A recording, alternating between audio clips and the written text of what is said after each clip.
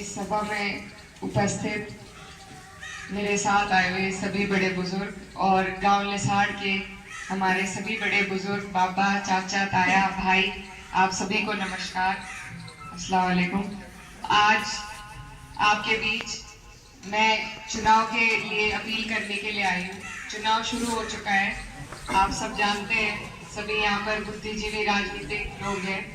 तो ये चुनाव है और सामने आपके दो कैंडिडेट हैं, एक मैं हूँ, मेरे ये पहला चुनाव है, शुरुआत है मेरी, और एक हमारे माननीय सांसद जी है जिनका कार्यकाल आप देख भी चुके। तो बहुत सीधा सीधी बात यही है कि यहाँ अंकल जी बैठे हैं, कापड़ों से प्रधान जी, हम काफी धरनों में भी रहे। जो पिछले 5 साल इस सरकार का कार्यकाल रहा और सरकार में जो आपका हमारा उत्पीड़न हुआ है, हमारे गन्ने के जो दाम है, ना तो उनमें बढ़ोतरी हुई, ना पुराना भुगतान हुआ, ना आगे एमएसपी का दावा पूरा हुआ। आज भी हमारे मिलों पर पुराने पिछले साल के पैसे बकाया है। आप और हम सब किसान ही हैं। इसी मामले को लेकर कई बार हमने यहाँ धरने दिए, और धरने कोई अपनी खुशी से तो देता नहीं, परेशानी में ही देते हैं, अपना काम छोड़ के वहां बैठना पड़ता है। जब हम वहां बैठते थे तो हम सुनते थे कि सब लोग आप जैसे जो बड़े बुजुर्ग हैं वो कहते थे कि अब के जब टाइम आएगा जब बताएंगे। तो आज वो टाइम आपके सामने है। अगर आप और हम इस वक्त को चूक गए, इस वक्त से हम अपना टाइम जो है हमारा वोटिंग का, इसमें हम चूक कर दी, अगर हमने फिर से वही वोट दे दिया तो फिर से 5 साल का पछतावा हो जाएगा। आप लोग यहाँ मेरे भाई भी बैठे हैं, जब भी किसी भर्ती का नाम आता है तो उससे पहले पेपर लीक हो जाते हैं। इनके पास कहने के लिए ना तो कोई काम है अपना दिखाने के लिए, ना कोई योजना है, सिर्फ एक रोड की बात करते हैं। ठीक है, रोड बने, लेकिन रोड से पहले टोल बूथ लगा देते हैं। यही हमारे लोकल में ही 2-3 टोल बूथ तो यही हो गए। तो इन्हें काम नहीं करना, ना इनकी नीयत है काम करने की, इन्हें सिर्फ पैसे वसूलने हैं। और कुछ पूंजीपति इनके साथी हैं जिन्हें ये देते हैं सरकारी योजनाएं और दूसरे हाथ से इलेक्टोरल बॉन्ड के जरिए ले भी लेते हैं। तो ये सारा इनका कच्चा चिट्ठा आज आपके सामने है। अगर फिर से हमने 10 साल भुगतने के बाद भी अगर अपनी गलती से सीख नहीं ली तो दोष इनका नहीं, फिर दोष आपका और हमारा ही है। तो ये सारी बातें आपके सामने है। और डबल इंजन की सरकार थी। कुछ लोग ये भी कहते हैं कि भाई सरकार के प्रत्याशी है, उन्हें वोट दे के देख लो, शायद ज्यादा काम हो जाए। हमारे जो माननीय सांसद जी हैं वो ऐसी ताकत के सांसद थे कि उनकी केंद्र में भी सरकार थी और राज्य में भी सरकार थी। अगर वो चाहते, आपके लिए कुछ करना चाहते, तो ऐसी योजनाएं ला सकते थे, इतना विकास हमारे इलाके का कर सकते थे कि आप और हम सोच भी नहीं सकते। मेरे पिताजी भी यहाँ से सांसद रहे। मेरे पिताजी का ज्यादातर कार्यकाल विपक्ष में बीता, लेकिन आप सब उनके काम से, उनकी कार्यशैली से वाकिफ है। एक सांसद होना कोई छोटी बात नहीं होती, बहुत कुछ आदमी करा सकता है। और डबल सत्ता का सांसद होना तो बहुत बड़ी बात है, लेकिन फिर भी आप लोगों का कोई काम नहीं हुआ, आपकी आवाज भी नहीं किसी ने उठाई, आपके बीच में भी कोई नहीं आया। तो ये आपको सोचने की बात है कि आज से 5 साल पहले भी आप यही थे, धरने भी दे रहे थे, परेशानी भी झेल रहे थे, दुख सुख भी रहे होंगे। आपके जनप्रतिनिधि आपके बीच आए या नहीं?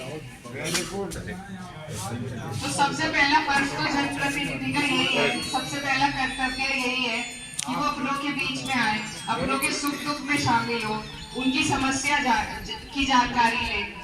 जब तक इन बातों से आपका जनप्रतिनिधि अवगत नहीं होगा तो संसद में भी आपकी आवाज नहीं उठा सकता। और मुझे नहीं लगता यहाँ हमारे किसान वर्ग के लोग हैं कि संसद में हमारे लिए एक सवाल भी सांसद जी ने उठाया। हमने तो देखा ही ना सुना उठाए जा रहे हैं। ऐसे जनप्रतिनिधि का क्या फायदा है?